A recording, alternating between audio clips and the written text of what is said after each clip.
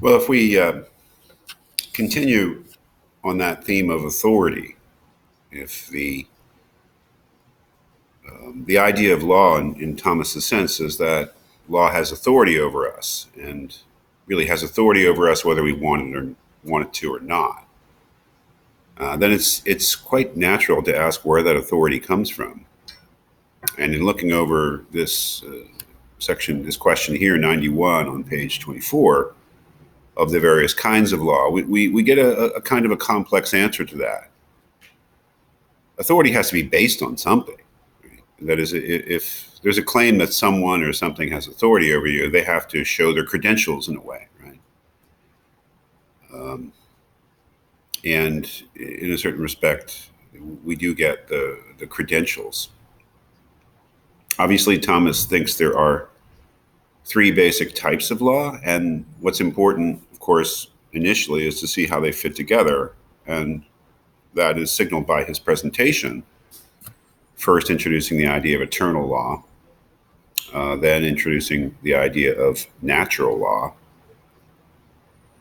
in the second article, and finally the idea of human law. And that is the starting point for thinking about Thomas Aquinas on law, at least, is to see that eternal law is the absolute foundation of the thing. And so think of it as, in an architectural way, as providing the basis. Natural law being the second story, the second floor, that is built solidly on the foundation of eternal law. And then human law being the topmost layer, based upon natural law, and natural law based upon eternal law. That's a pretty easy thing to keep in mind, but quite important. And then we begin asking questions about this. Well, what is eternal law? What is natural law? What is human law? Well, okay. First of all, let's acknowledge that this has a theological structure. He is a theologian, a Christian theologian first and foremost. So in Thomas Aquinas, as in probably every prominent thinker in Europe at that time, you simply have to have some sympathy for his worldview, and that is that God is everywhere. God is evident in everything. That the universe that you look out at is one that's created by God and ruled by God. So the first layer is eternal law, which he says, calls it here supreme reason, divine reason. Law is nothing else but a dictate of a practical reasoning emanating from the ruler who governs a perfect community, and that in this context is the universe itself, is everything. God has a plan for the universe in all respects, right? Not just in a moral or political sense with human beings, but in physical nature itself is evidence of God's will or the divine reason. So there is an eternal law. You could call it the providence, or you could call it the mind of God, something eternal and divine, God's plan for the universe. And what's important to note is that we fit into that plan in a special way, and especially through our grasp of what he calls natural law. I think the best, most striking definition of natural law, I believe it comes on the next page.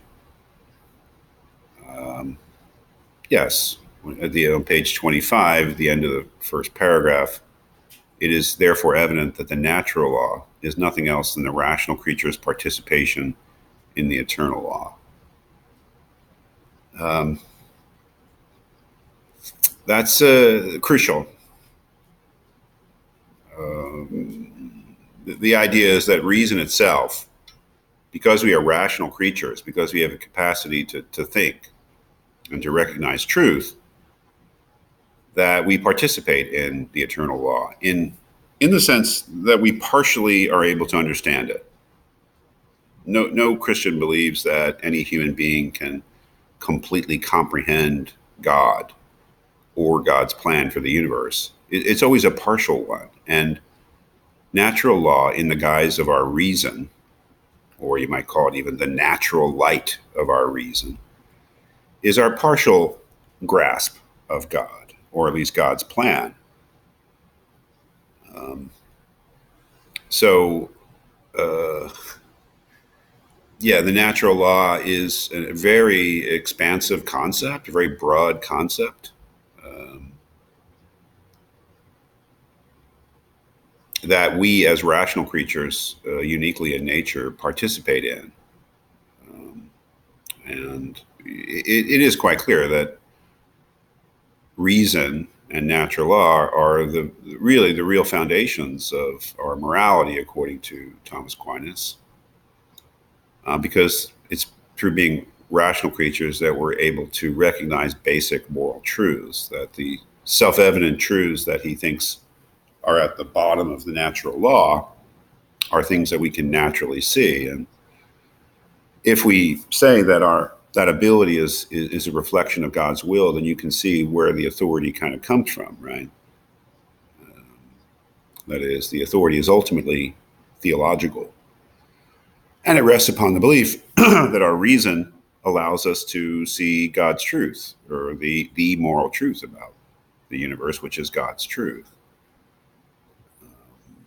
And then when he asks whether there's human law, well, of course there is, but human law is just when human beings use their grasp of the natural law to make legislation about particular matters, as he said. Um, you look here on the next column on this page where he's describing human law. He says, as we've stated above, a law is a dictate of the practical reason. Now, it is to be observed that the same procedure takes place in the practical and in the speculative reason. For each proceeds from principles to conclusions, as was stated above. Accordingly, we conclude. Sorry, my cat is yowling. Newman! Newman! It's all right, buddy. Sorry. He gets distressed sometimes. Always coming down to see me. Sorry about that. Accordingly, we conclude that just as in the speculative reason, here he comes, from naturally known indemonstrable principles. Remember, like principles of logic and mathematics, that's what he means by speculative reason. We draw the conclusions of the various sciences, the knowledge of which is not imparted to us by nature, but acquired by the efforts of reason. So too it is that from the precepts of the natural law, that is, from our grasp of the self-evident truths that are the basis of natural law, as from common and indemonstrable principles, the human reason needs to proceed to the more particular determination of certain matters, right? These particular determinations devised by human reason are called human laws, okay? That is, the human law, to be legitimate and to have authority, must be a reflection of the natural law. We discussed this in class. There have been very prominent radical interpretations of this in American history. In Thoreau, Martin Luther King explicitly invokes, I think, Thomas Aquinas when he is jailed for leading a civil rights demonstration, where he says that whatever law he might have broken that put him in jail was certainly not a just law because it wasn't based on the natural law. All human laws must be a reflection, Thomas says, of our grasp of what's right and wrong, which we have through our rationality and therefore our knowledge of natural law. So really it's a basis for, I believe, well, King saw it as a basis for civil disobedience. Certainly Thoreau saw it as a basis for civil disobedience, invoking a higher authority, because human authorities have to be in line with that higher authority in this vision of things. And if they're not, then we're in big trouble, and we have to change things, right? I mean, so it's really quite important. So the next big idea here is to see